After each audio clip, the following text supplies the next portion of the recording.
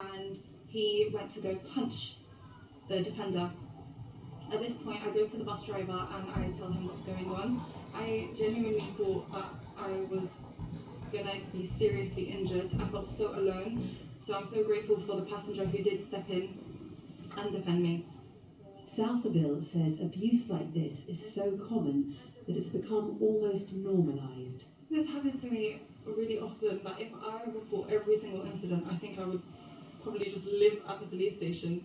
How often does this happen to you? Every day. Like this? People talk to you, people assault you, people abuse you, people shout at you. Spitting, barging, pushing. It happens to me every single day.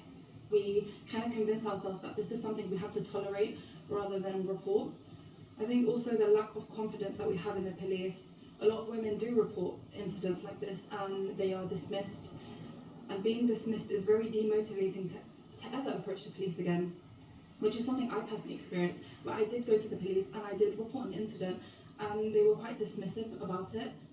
And according to the Victims Commissioner, faith hate crime has increased by over 25% in London in the last year, including a rise of 31% in Islamophobic offences. Sadly, I don't think it is a one-off experience. It's why we have to be very concerned that this is something that's affecting particularly those who might be visibly identifiable by clothing and dress and attire as being Muslim or being of a faith background.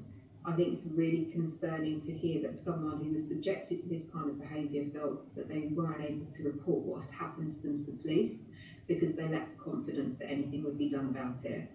I was born and raised in London and I've always felt safe wearing the hijab, but I think recently, for the past year, I haven't felt safe, especially going out public transport.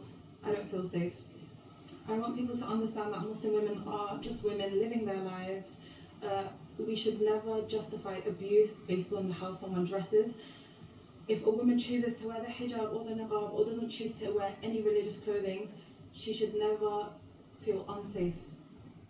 That was 21-year-old Salsabil sharing her experience with us. While Lakshmi Gopal is with me, what do the authorities say?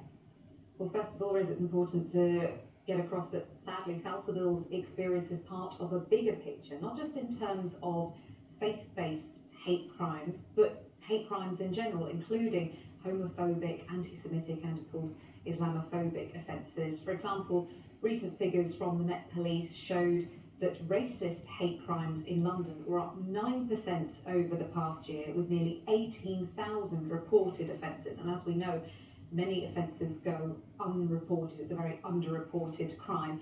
And the force has also recently said that it's going to set up a detective-led hate crime team to, in its words, improve both the speed and quality of our response. Now, the organisation Tell Mama records anti-Muslim incidents and offers support to victims. Have a listen to what its director said in response to Salsabil's case. Sadly, the story that we've heard is the day-to-day racism, anti-Muslim hatred that Muslim women suffer. We know that in public transport, it's a high-risk flashpoint for gendered anti-Muslim hatred. We tend to ask individuals that are being subjected to such acts of hate to step away from the perpetrator.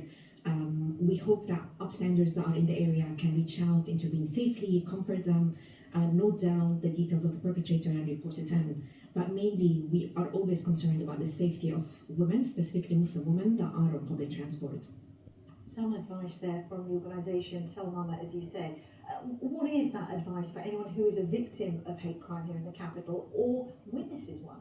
Well, you mentioned, you heard Iman Atta mentioning there what bystanders could do to help, and actually passengers on public transport in London may have seen posters for the TfL campaign, which asks people to engage with, approach and make conversation with victims of any hate crime incident that they see, only if it's safe to do so, of course. And in response to this latest incident, TfL have said, we take a zero tolerance approach to anti-Muslim hate and all forms of hate crime, and will work with the police to pursue anyone who is abusive. They say they're urgently looking into this latest incident, as are the Met Police, who also say no community in London should have to endure intimidation or abuse. And they add, the Met does not tolerate anti-Muslim behaviour and remains committed to tackling all forms of hate crime and supporting those affected by it. Okay, Lakshmi, many thanks for that. Lakshmi Gopal. And just to